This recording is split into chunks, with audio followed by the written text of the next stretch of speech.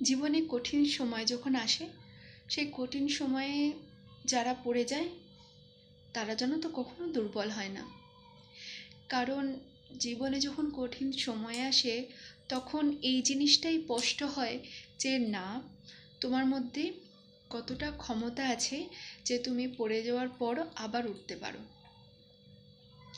জীবনে কঠিন সময় এলে কেউ কখনো হেরে যায় না, বরঞ্চ তখন আমাদের শক্তি সম্বন্ধে আমরা স্পষ্টভাবে জানতে পারি যে আমাদের ক্ষমতা কতটা আছে জীবনে এগিয়ে যাওয়ার। যখন মানুষ পড়ে যায়, পড়ে গিয়ে যখন ফের উঠে দাঁড়ায় না, তখনই কিন্তু মানুষের আসল ক্ষমতার পরিচয় পাওয়া যায়, শক্তির পরিচয় পাওয়া যায়। সবসময় শক্তির ক্ষমতা কি শরীরেরই হয়? মনের শক্তি সব থেকে বড় শক্তি। তুমি যতক্ষণ না মন থেকে হার মানবে ততক্ষণ তোমাকে কেউ অতটা সহজে ভেঙে ফেলতে পারবে না। কঠিন সময় তো আসতেই পারে, তার মানে এই নয় যে আমরা হেরে গেলাম, আমাদের জীবনে সমস্ত দরজা বন্ধ হয়ে গেল, আর কোনোদিন কোনো রাস্তা খুলবে না, কখনোই নয়। কিছু সময় ঈশ্বর আমাদের জীবনে নিয়ে আসেন কিছু কিছু মানুষকে চেনার জন্য। সেই সব মানুষের মুখ তুমি কখনো ভালো সময় চিনতে পারবে না। যখন তুমি কঠিন সময়ের মধ্যে দিয়ে যাবে তখনই তুমি সেই সব মানুষগুলোর আসল রূপ তোমার চোখের সামনে আসবে।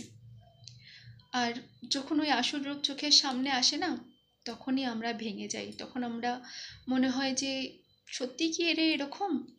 আসলে ওরা সবসময় ওই রকমই ছিল, আমরাই ছিলাম মূর্খ যে আমরা চিনতে পারিনি।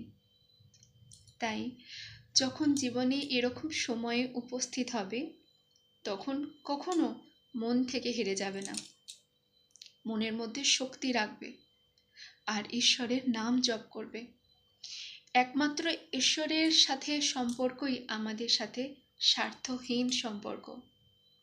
আমরা অনেক কিছুতে ওনাকে ভালো খারাপ বলে থাকি, কিন্তু উনি কোনোদিন আমাদের সাথে সেটা করেন না। তুমি যখনই তোমার সমস্ত কিছু রাগ অভিমান সমস্ত কিছু নিয়ে ওনার চরণে যখন সমর্পণ করবে তখন উনি তোমাকে কাছে টেনে নেবে। তাই শক্তিকে কখনো, নিজের মনের শক্তিকে কখনো হারতে দিও না, কখনো হারিও না। তাহলে দেখবে তুমি জীবনে ঠিক নিজের লক্ষ্যে পৌঁছাতে পেরেছো।